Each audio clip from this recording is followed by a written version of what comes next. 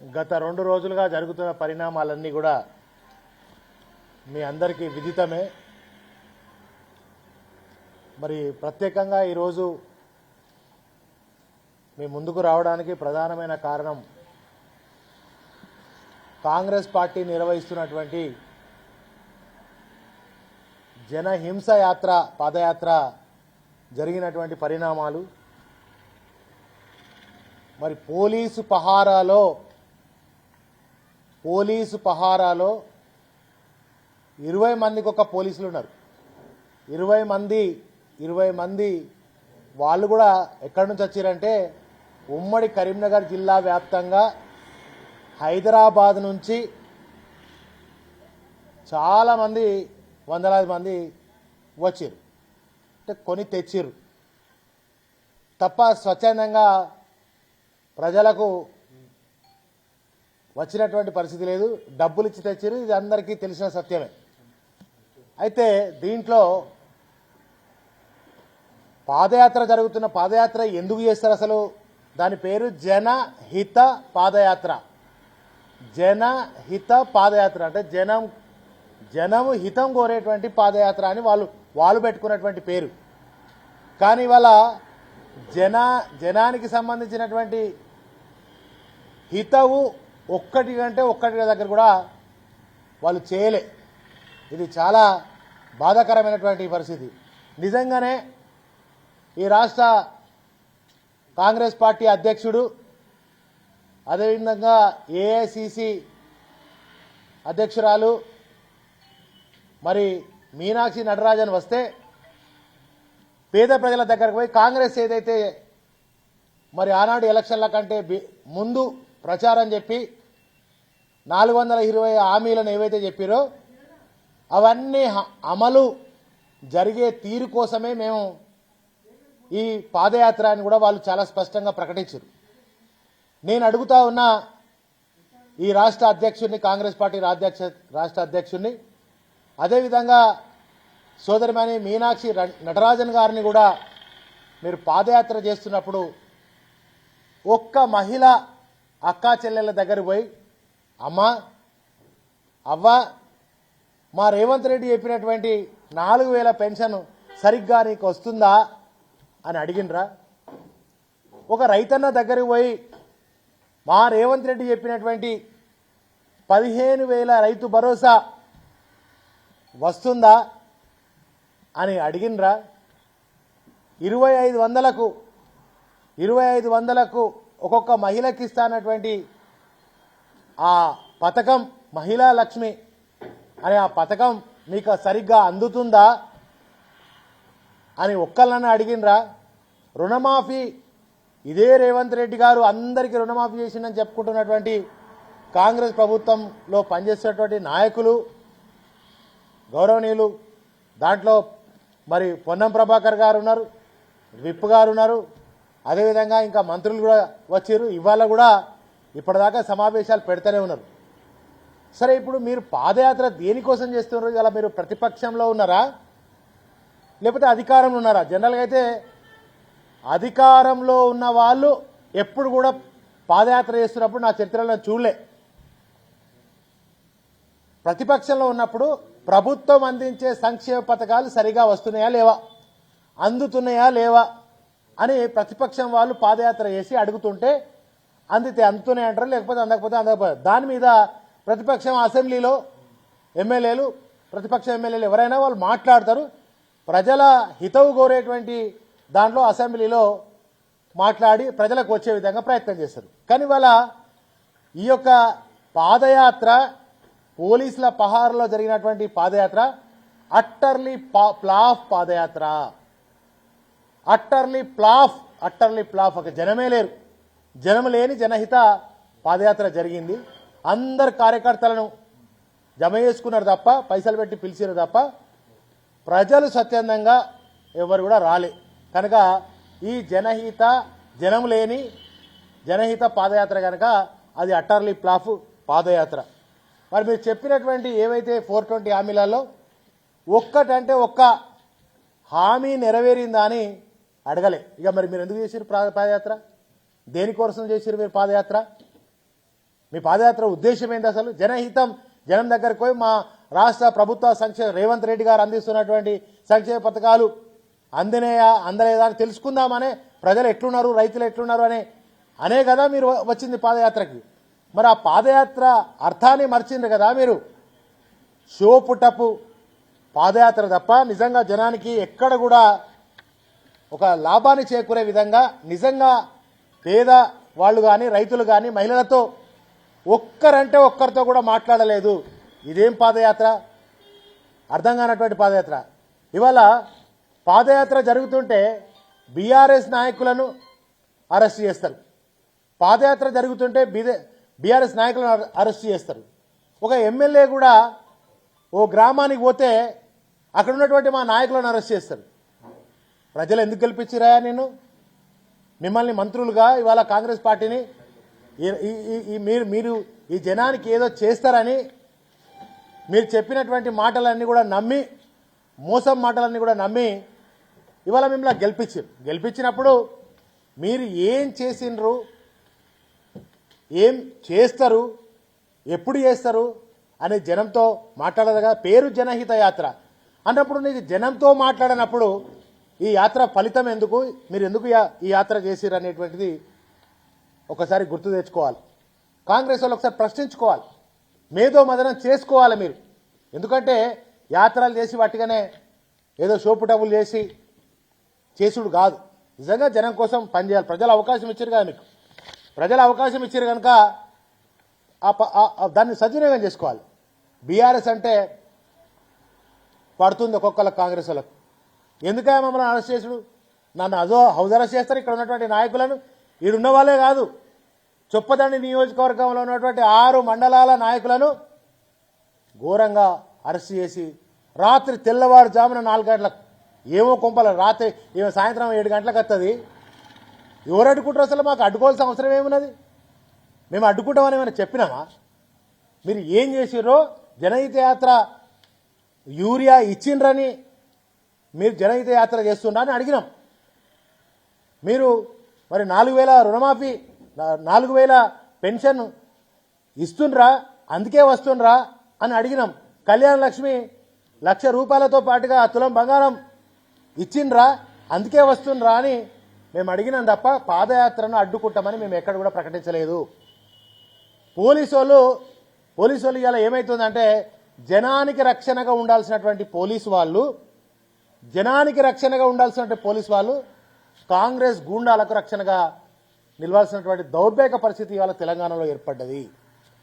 కనుక పోలీసులు మీరు కూడా, ప్రభుత్వాలు మారుతుంటాయి, వస్తుంటాయి, పోతుంటాయి. దయచేసి మీరు నిజంగా మిమ్మల్ని చూస్తే మాకు బాధ అనిపిస్తుంది. ఎవరికి మీరు ప్రొటెక్షన్ ఇవ్వాలి?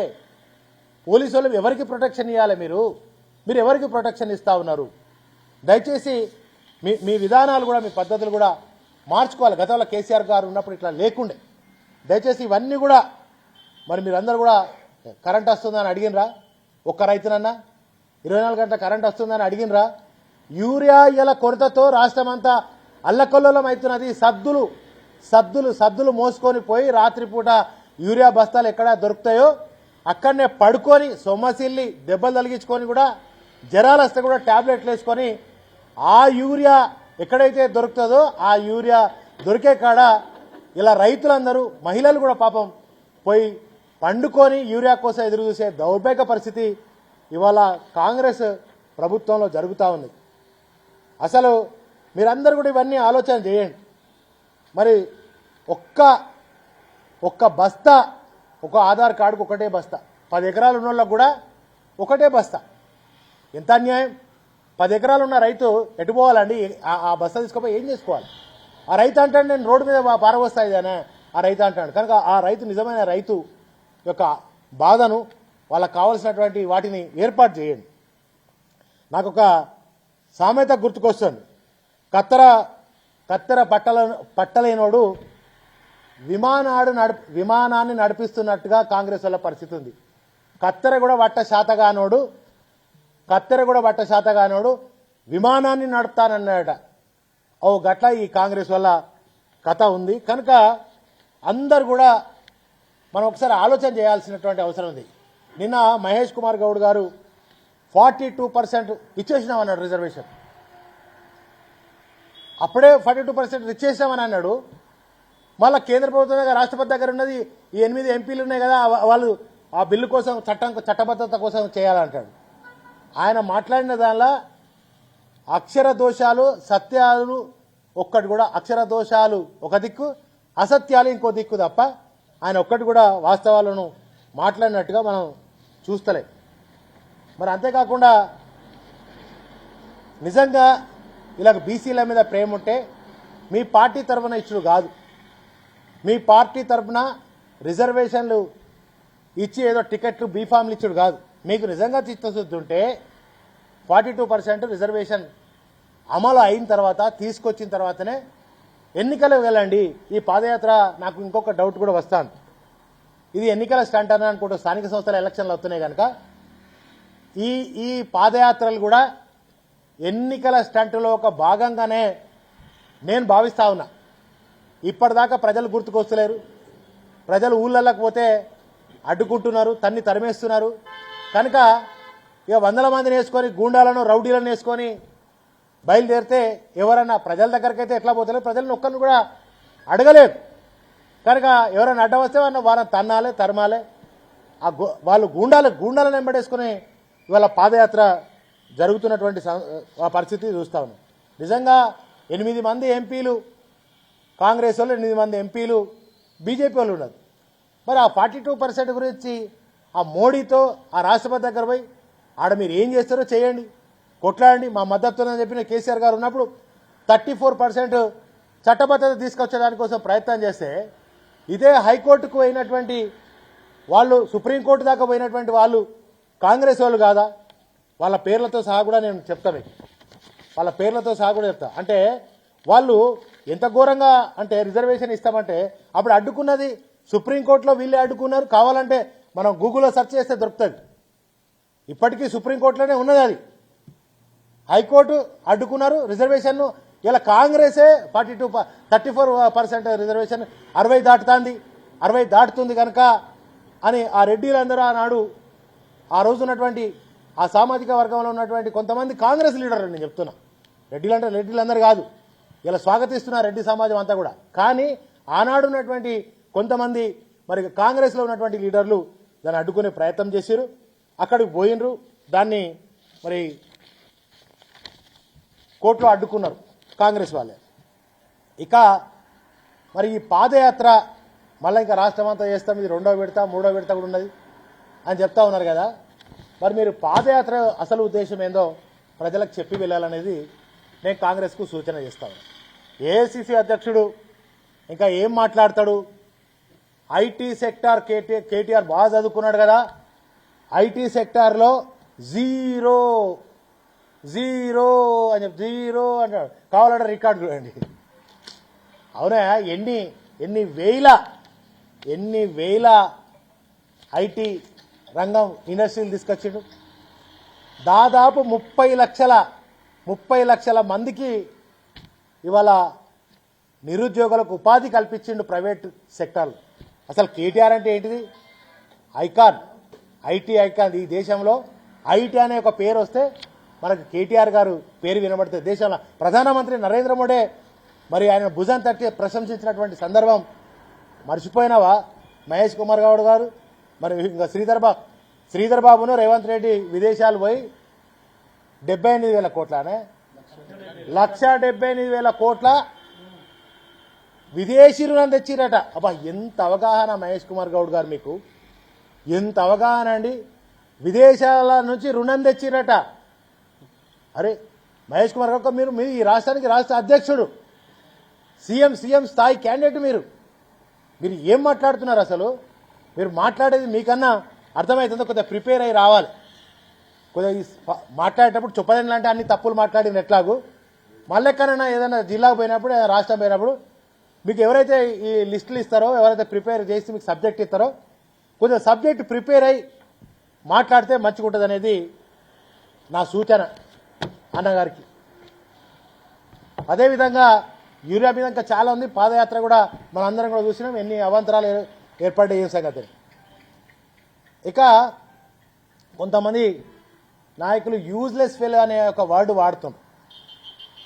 కొంతమంది నాయకులు మన నియోజకవర్గంలో యూజ్లెస్ ఫెలో అనే ఒక వర్డ్ వాడుతారు. యూజ్లెస్ ఫెలో అంటే ఆ వాడే క్యాండిడేట్కు అర్థం తెలుసా? పనికి రానోడు. యూజ్లెస్ ఫెలో అంటే పనికి రానోడు అని దాని అర్థం. నేను ఒకటే చెప్తున్నా, 100 రోజులలో 420 హామీలు పూర్తి చేసి అని తప్పించుకున్నాడు యూజ్లెస్ ఫెలో. మళ్ళొకసారి రిపీట్ చేస్తా, 100 రోజులలో 420 హామీలు పూర్తి చేస్తా అని చెప్పి తప్పించుకున్నాడు యూజ్లెస్ ఫెలో. అంతేకాకుండా అందరికీ రుణమాఫీ చేస్తా అని చెయ్యకుండా ఉన్నోడు యూజ్లెస్ ఫెలో. మహాలక్ష్మి పథకం కింద 2500 ఇస్తామని చెప్పి ఇవ్వనోడు యూజ్లెస్ ఫెలో.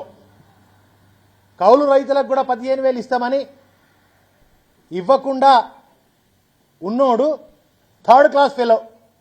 థర్డ్ క్లాస్ వాడి రాష్ట్రంలో ఎవడో థర్డ్ క్లాస్ వాడు గుర్తుపెట్టుకోవాలి.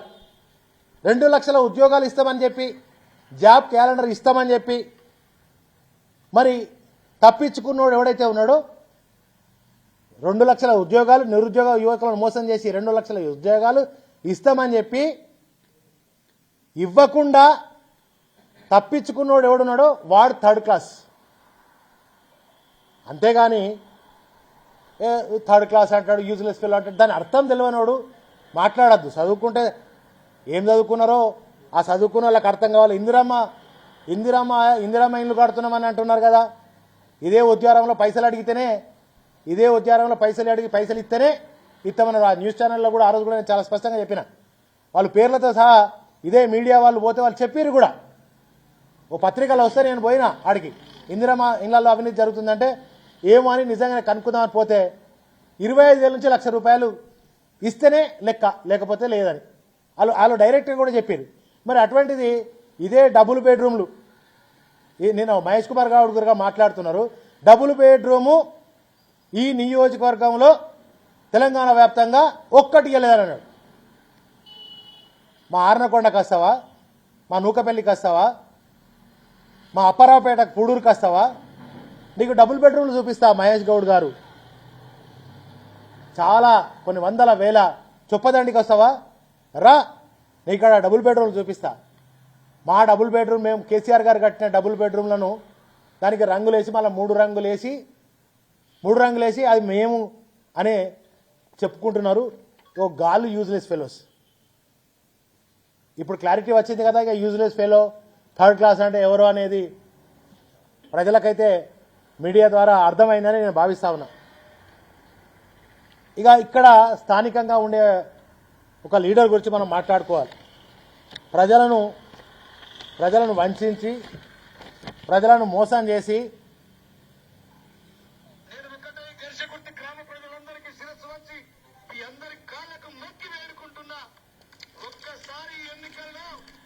నవంబర్ 30వ తారీఖు నాడు జరిగే ఎన్నికల్లో ఈసారి కాంగ్రెస్ పార్టీ అభ్యర్థిగా పోటీ చేస్తున్న నన్ను గెలిపించండి. మీకు 6 నెలలు తిరగక ముందే దీన్ని మండల కేంద్రం చేయకపోతే నేను చెప్తున్నా, ఈ స్తంభానికి కట్టేసి కొట్టమని చెప్తున్నా. నేను గతంలో కూడా చెప్పినా మండల కేంద్రం చేస్తానని. నా అదృష్టం బాగలేదు, నేను అప్పుడు ఆ ఎన్నికల్లో ఓడిపోయినా. ఈసారి మీరు కాంగ్రెస్ పార్టీ రాష్ట్రమంతటా ప్రభంజనం ఉంది. చొప్పదండి నియోజకవర్గంలో మీరందరూ ఆశీర్వదించి గెలిపించండి. 6 నెలల మండల కేంద్రం చేయకపోతే నేను మేడిపల్లి సత్యం కాదని చెప్పి అందరూ తెలియజేస్తున్నా. మరి ఇప్పుడు ఏ సత్యమో చొప్పదండి నియోజకవర్గ ప్రజలు, అరే కాళ్ళు మొక్కుతా అంటే కదా భయ్, నేను చచ్చిపోతా, నువ్వు కాళ్ళు మొక్కితే, మా మహిళల అక్క చెల్లెల కాళ్ళు మొక్కితే చచ్చిపోతా అంటే ఇదే చివరి ఎన్నిక అని అంటే గా ప్రజలు పాపం పోని అని, అయ్యో ఇన్నిసార్లు ఓడిపోయింది కదా, ఇక చచ్చిపోతా అంటాడు కదా పాపం అని మరి ఓట్లయితే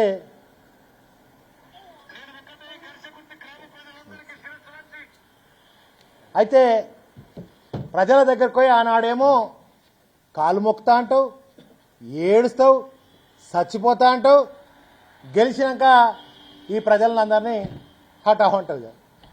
ఇలా ప్రజలు లేరు, నీకు ఎవ్వరు లేరు, నీకు కావాల్సింది వేరే ఉంది. నువ్వు ఎందుకు గెలిచినావో ఏ ప్లాన్ ప్రకారంగా ఏడ్చి సన్యాసి మాటలు మాట్లాడి ప్రజలను వంచి మోసం చేసి గెలుస్తారు. అయితే ఇవన్నీ ఇప్పుడేమో కేసీఆర్ గారు తెచ్చిన నిధులు, నేను కొట్లాడి తెచ్చిన నిధులు, అవి ఆ రిబ్బన్లు కట్ చేస్తుండే కాడికి కొబ్బరికాయ తెస్తుంది. సిడిపి నిధులు అని ఉంటాయి. 2 ఏళ్ళ 2 బడ్జెట్లు కూడా అయిపోయినాయి. ₹1 తెచ్చినావానే సత్యం ఎమ్మెల్యే గారు? ₹1 తెచ్చినావా? ఇక్కడ లక్ష్మీదేపల్లి గుండిలా 3.5 కోట్లు పెట్టి బ్రిడ్జి మంజూరు చేయించుకొచ్చిన, అది చేయ శాతం అయితే లేదు.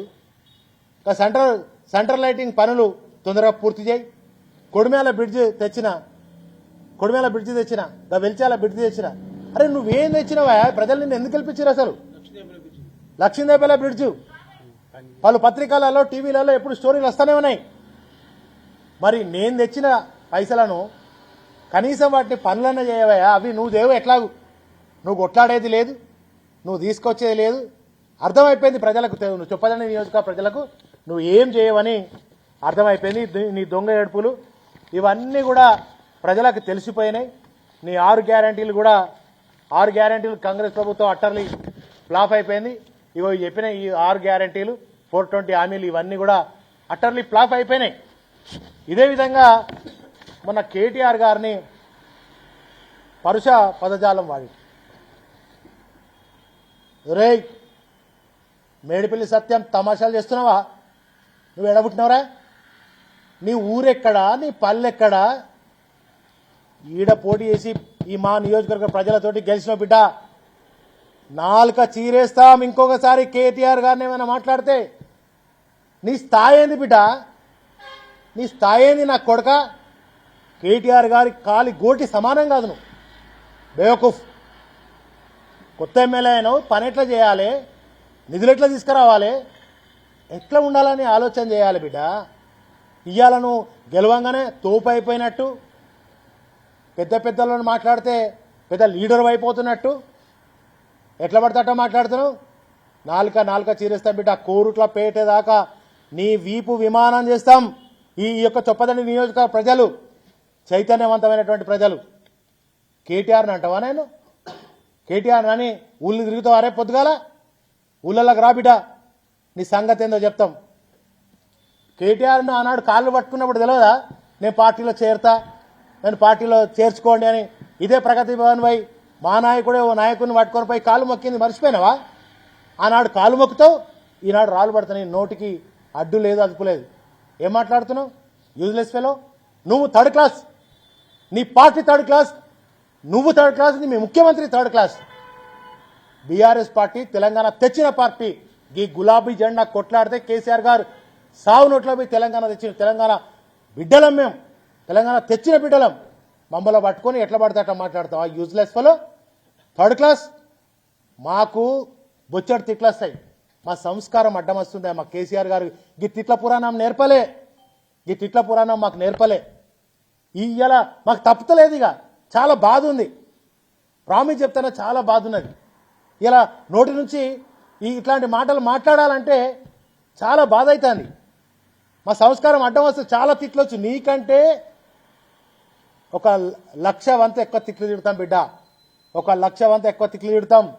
నా కొడుక ఏది పడితే అది మాట్లాడతావా? ఫస్ట్ నిన్ను గెలిపించిన ప్రజల కోసం నీళ్లు తీసుకురా, నారాయణపూర్ రిజర్వాయర్కు నీళ్లు తెప్పి వాళ్లకు నిర్వాసితులకు డబ్బులు ఇప్పి మేము తెచ్చిన నిధులుగా పనులు పూర్తి చేయి. పని చేయాల్సింది పోయి ఆడ గాంధీ భవన్లో గాడిగా అరుపులు అరుచుకుంటా హరీష్ రావు గారిని, కేటీఆర్ గారిని మాట్లాడితే పెద్ద హీరో అయిపోతావు అనుకుంటున్నావాను? నోరు జాగ్రత్త బిడ్డ. నీ గూండా నువ్వు వచ్చిన తర్వాత చొప్పదండి మొత్తం గూండాల రాజ్యం అయిపోయింది. గూండాల రాజ్యం, రౌడీల రాజ్యం చొప్పదండి కాన్స్టిట్యూన్సీలో నడుస్తుంది. మేము చూస్తూ ఊరుకోం బిడ్డ. ఒక్కటి గుర్తుపెట్టుకో, నీ చీకటి భాగోతం బయటపెట్టే సందర్భం దగ్గరకు వచ్చింది. అన్ని రికార్డ్ చేస్తున్నాం ఒక్కొక్కటి. నీ అవినీతి భాగోతం, నీ చిట్టా విప్పుతాం, నీ చిట్టా విప్పుతాం, నీ సంగతి ఏందో చూస్తాం, ప్రజలకు చెప్తాం. నువ్వు గెలిచి ఎన్ని రోజులు అవుతుంది, నువ్వు గెలిచి ఎన్ని నెలలు అవుతుంది, 20 నెలలు కూడా పూర్తి కాలే. నువ్వు ఏమేమి ఎక్కడెక్కడ ఏమేమి చేసినావో, ఎక్కడెక్కడ ఎంత అవినీతి చేసినావో ఒక అనకొండ తయారైంది మనకు చొప్పదండి నియోజకవర్గానికి. మట్టి దందా ఏం చేస్తున్నావు ఇవన్నీ చెప్తాను ఇక, ఒక్కటి కాదు మొత్తం చిట్టా రెడీ చేసినా. మళ్ళొక్కసారి ప్రెస్ మీట్ పెట్టి ఆ ప్రెస్ మీట్లో నీ చిట్టా, నీ చీకటి భాగోతం, నీ అవినీతి చిట్టా, నీ చీకటి భాగోతం బయట పెడతా బిడ్డ. ఇప్పటికైనా చొప్పదండి నియోజకవర్గ ప్రజల రుణం తీర్చుకునే ప్రయత్నం చేయ బిడ్డ. నిన్ను గెలిపించింది ఈ తిట్టుమని తిట్ల పురాణం చేయమని మేము కూడా గెలిచినాం. మేము ఎన్నడూ ఏ నాయకుడిని ఇట్లా మాట్లాడలే, ఏ నాయకుడిని మాట్లాడలే. మేము కూడా మాట్లాడచ్చు, కానీ ఎన్నడూ అట్లా ప్రజలకు ఎంతసేపు ఏం చేయాలని ఆలోచన చేసినాం. తెచ్చిన తెలంగాణ దేశానికి రోల్ మోడల్ నిలిపిండి కేసీఆర్ గారు. ఆయన స్ఫూర్తితో మేము నడిచినాం. కాళ్ళు రెక్కలు కడుపు కట్టుకొని ఈ ప్రజల కోసం పనిచేసినాం. అభివృద్ధి సంక్షేమమే ధ్యేయంగా పనిచేసినాం. 1800 కోట్ల రూపాయలతో ఇవాళ ఈ నియోజకవర్గాన్ని అభివృద్ధి చేసిన నేను. నీకు చేతనైతే 2600 కోట్ల రూపాయలు తీసుకురా, నీకు చేతనైతే 2600 కోట్ల రూపాయలతో తీసుకురా. 2 ఏళ్ళు అయిపోయింది, ₹1 తీసుకురాలే. ఇక నీకున్నది ఇంకా 2 ఏళ్ళే. ఆ 2 ఏళ్లలో నువ్వు ఎన్ని నిధులు ఇస్తావో ఒకసారి చూసుకోవాల్సిందిగా తెలియజేస్తూ, ఇంకొకసారి మా నాయకులను గిట నువ్వు మాట్లాడితే, నీ స్థాయికి మించి మాటలు మాట్లాడితే, నీ స్థాయి మర్చిపోయి మాట్లాడితే మర్యాదగా ఉండదు. చాలా జాగ్రత్త. ఒళ్ళు దగ్గర పెట్టుకో బిడ్డ, సత్యం. ఒళ్ళు దగ్గర పెట్టుకొని మాట్లాడు. ఖబర్దార్ బిడ్డ, నువ్వు పుట్టిన ఏరియా కాదు, నువ్వు పెరిగిన ప్రాంతం కాదు ఇది. ఏ ప్రాంతం నాకు కొడుకా నీది? గీడ మాట్లాడుతున్నావు. ప్రజల దీవెనలతో గెలిచినటువంటి వాడు నువ్వు. జాగ్రత్త, ఒళ్ళు దగ్గర పెట్టుకొని మాట్లాడు. ఇంకోసారి మా నాయకుడు కేటీఆర్ గారిని అంటే చూస్తూ ఊరుకునేటువంటి సమస్య లేదు. ఒళ్ళు దగ్గర డెవలప్మెంట్ చేయి బిడ్డ. నీకు ప్రజలు గొప్ప అవకాశం ఇచ్చారు, మంచిగా అభివృద్ధి చేయి, ప్రజల ప్రశంసలు పొందు. నేను మహేష్ కుమార్ అన్నట్టు వచ్చే ఎన్నికలలో ఇక్కడ అధ్యక్షత, ఏదో గెలుపులాల అధ్యక్షత ఉంటాడు సత్యం అని మాట్లాడుతున్నాడు. అంటే ఈయన టికెట్ ఇస్తారో ఏరో, ఈయన పార్టీలో ఉండడో కూడా తెలియనటువంటి పరిస్థితి ఉన్నది. అధికారుల గంగాధర మండలం చొప్పదండి నియోజకవర్గంలో అధికారులారా, నిన్న జరిగింది కాంగ్రెస్ పార్టీకి సంబంధించినటువంటి సమావేశం. నిన్న జరిగింది. ఈరోజు జరుగుతున్నది అధికార కార్యక్రమాలు కాదు. ఎంపీడీఓ గారు, సెక్రటరీలు లైన్ కట్టి నిన్న సెల్ఫీలు, నిన్న దాన్ని ఏమంటారే ఫోన్లో పెట్టుకునేది, స్టేటస్ పెట్టుకున్నాడు ఎంపీడీఓ. ఏదైనా నవీన్ నాకు చూపించేది. అరే ఒక అధికారి పార్టీ ప్రోగ్రాం అండి, నిన్న పార్టీ ప్రోగ్రాం జనహిత పాదయాత్ర అని కాంగ్రెస్ పార్టీ ప్రోగ్రాం అది. అధికారులు, సెక్రటరీలు అందరు కూడా దానిలో పాల్గొని, దాని మీద కూడా కలెక్టర్ గారిని కలుస్తాం. గవర్నమెంట్ కూడా అధికారులకు సిఎస్ కూడా ఒక లెటర్ రాస్తాం. తప్పకుండా వాళ్ళ మీద చర్య తీసుకోవాలని చెప్తాం. నీకేం పనే? అధికారులకు ప్రభుత్వ కార్యక్రమాలు ఉంటే పాల్గొనాలి, మీరే విజయవంతం చేయాలి, దాని బాధ్యత మీది ఉంటుంది. కానీ పార్టీ కార్యక్రమాలకు కూడా మీకు పాల్గొనాలి ఎవరు చెప్పారు? ఇలా పోలీసులకు ఎట్లయితే థ్రెట్ ఉందో ఇక్కడ జాబ్ చేయాలన్నా వద్దా? ఇలా వింటే జాబ్ చేస్తాం, లేకపోతే లేదు. జాబ్ చేయడం కోసం ఇట్లా ఇది అంతా చేయడం అవసరమా? అధికారులు తస్మా జాగ్రత్త. అది ఎవరైనా కానీ పార్టీ కార్యక్రమాలలో మీరు పార్టిసిపేషన్ చేయవద్దనేది జీవో మీకు తెలుసు, చట్టం తెలుసు. కనుక మీకు కొద్దిగా జాగ్రత్తగా ఉండాలి. మేమైతే కలెక్టర్ గారు కంప్లైంట్ రేపు కానీ ఎల్లుండి కానీ కలెక్టర్ గారికి కంప్లైంట్ చేయాలంటాం, సస్పెండ్ చేయాలని కూడా చెప్తాం. ఖచ్చితంగా సస్పెండ్ చేయకపోతే కూడా మేమే దాని మీద తీవ్రమైనటువంటి అధ్యయిస్తాం. కనుక తప్పకుండా అధికారులు మరోమారు పార్టీ కార్యక్రమాలలో పాల్గొంటే మంచిగా ఉండదని చెప్పి మీ అందరికీ గీతవు పలుకుతాను. ఈ యొక్క ప్రెస్ మీట్కు విచ్చేసినటువంటి మీ అందరికీ మరొకసారి ధన్యవాదాలు. ఇంకొకటి అయితే ఇదంతా వాళ్ళు ఇచ్చగాడు, వాడు గంజా ఉస్మానియా యూనివర్సిటీలో ఉండగా గంజాయి తాగిన అలవాటుకు ఆ గంజాయి అంటాడు. మనకు అట్లాంటివి లేదు. మనకు అట్లాంటి గంజాయి బ్యాచ్ ఎవడో ప్రజలకు తెలుసు, ఇరిటేట్ ఎవడైతుండో తెలుసు, లుచ్చగాన్లు ఎవరో తెలుసు. ప్రజలే ఇప్పుడు కాంగ్రెస్ వాళ్ళే ఆ కాంగ్రెస్ పార్టీ నాయకులు తిడుతూ ఉన్నారు. ఇంకొక పెద్ద విషయం మీకు చెప్పాలి. ఆ మిడుమాన ముంపు నిర్వాసితుల కూస రవీందర్ అని కాంగ్రెస్ చాలా సీనియర్ మోస్ట్, ఈయన కాంగ్రెస్లో లేకముందు నుంచి ఆయన ఎప్పటి నుంచో కాంగ్రెస్లో ఉంటాడు పాపం. ఈయన అరే ఆనాడుగా రవిశంకర్ కేసీఆర్ గారు ప్రభుత్వం ఉన్నప్పుడు 2 లక్షలు ఇచ్చారు, 4,25,000 రూపాయలు అక్కడ నిర్వాసితులకు అందజేశారు. నువ్వు ఎప్పుడు ఇస్తావా ఎమ్మెల్యే సాబ్, నాకు ఏం ముఖం పెట్టుకొని పోవాలనో మా ప్రజల దగ్గరికి తెలుస్తలేదు. ఈయన గెలిస్తే మన ప్రభుత్వం వస్తే ఈ నిర్వాసితులందరికీ కూడా మేము ఇప్పిస్తాము 5 లక్షల పైచిలుకు అని చెప్పి నేను మాట ఇచ్చిన. ఎట్లా అని అడిగితే ఆయన పాపం ఇష్టం వచ్చినట్టు తిడితే మొన్న ఇదే సత్యము ఆ ఊరికి పోతా అంటే ఆయన 200 మందితోటి అడ్డుకునే ప్రయత్నం చేసి, నీ సొంత పార్టీలో నేను అడ్డుకుంటాను, నీ సొంత పార్టీలో అడ్డుకున్నా సంధాయించుకోవాలి కదా, తీసుకుపోయి అరెస్ట్ చేసి వేములవాడ పోలీస్ స్టేషన్ తరలిస్తుంది. సొంత పార్టీలో కూడా కాంగ్రెస్ పార్టీలో వాళ్ళకు కూడా రక్షణ లేదు. కాంగ్రెస్ నాయకులారా కొద్దిగా ఆలోచన చేయండి. మనం ఏ ప్రాంతంలో ఎట్లాంటి వాళ్ళని గెలిపించుకున్నామో ఒకసారి ఆలోచన చేసి సొంత పార్టీ కార్యకర్తలనే అరెస్ట్ చేసే దౌర్భాగ్య ఎమ్మెల్యే ఆయన కనుక మీరందరూ కూడా చాలా కొంచెం జాగ్రత్తగా ఉండండి. కాంగ్రెస్ నాయకులారా, ఈ ప్రాంతం ఎవరైనా ఈ ప్రాంతం వాళ్ళు గెలిచి ఈ ప్రాంతం కోసం ఆలోచన చేస్తారు. ఆయనకి ఇవాళ ఉంటాడు, 2 నెలల తర్వాత ఎక్కడ ఆయననే డైరెక్ట్గా కూడా చెప్పుకుంటుండే ఆల్రెడీ నేను ఇక్కడ వచ్చేసరికి ఇక్కడ పోటీ చేయాలి అని. ఇగో ఎంపీడీఓ గారు ఈ జనహిత కార్యక్రమంలో పాల్గొనే దృశ్యాలు చూపిస్తున్నాం మీకు. సెక్రటరీలు ఎంపీడీఓలు ఏం పద్ధతి అండి ఇది? పార్టీ కార్యక్రమాలలో మీరు ఎట్లా పాల్గొంటారు? That Sunday. సరే సండే అయినా పని చేయాలి, ప్రభుత్వ పనులు ఎప్పుడైనా పని చేయాలి, కానీ పార్టీ పనులు ఎట్లా పనిచేస్తారు? మీరు కూడా కొద్దిగా జాగ్రత్తగా ఆలోచన చేసి చేసుకోండి. బానిసలుగా పనిచేస్తున్నారా మీరు? ఎమ్మెల్యేకు బానిసలుగా పనిచేస్తున్నారా? ఇదేం పద్ధతి? కనుక మీరు ప్రభుత్వ ఉద్యోగస్తులు, మేము మిమ్మల్ని ఎట్లా గౌరవించుకున్నాం? మీకు ఇప్పటికైనా గౌరవిస్తే ప్రభుత్వ అధికారులు అండి, మీరు ఎవరికి బానిసలు కాదు. అది పోలీసు వాళ్ళైనా మండల పరిషత్ వాళ్ళైనా ఎక్కడ ఏ అధికారైనా మీరు బానిసలుగా. ప్రభుత్వాలు వస్తుంటాయి పోతుంటాయి, మా అటువంటి ఎమ్మెల్యేలు వస్తుంటారు మారుతుంటారు పోతుంటారు, కొత్తలు వస్తుంటారు మళ్ళీ. కానీ ఇదేం పద్ధతి? ఒక బానిసల్లాగా కట్టు బానిసల్లాగా పనిచేస్తున్నారు అధికారులు. దయచేసి మీరు ఒకసారి ఆలోచన చేయండి. మీ మీద మాకు బాగా మర్యాద ఉంది, మీ మీద మిమ్మల్ని చాలా గౌరవించుకుంటాం మేము. మీలాంటి వాళ్ళు ఇట్లా చేయడం ఇది చాలా పొరపాటు, సరైనది కాదనేది మళ్ళీ ఒకసారి మీకు కార్యకర్తల కంటే కండువా కప్పుకున్న కార్యకర్తల కంటే ఎక్కువ అధికారులు ఉత్సాహం చూపిస్తున్నారు. ఇది మంచి విధానం కాదనేది మీ అందరికీ తెలియజేస్తుంది.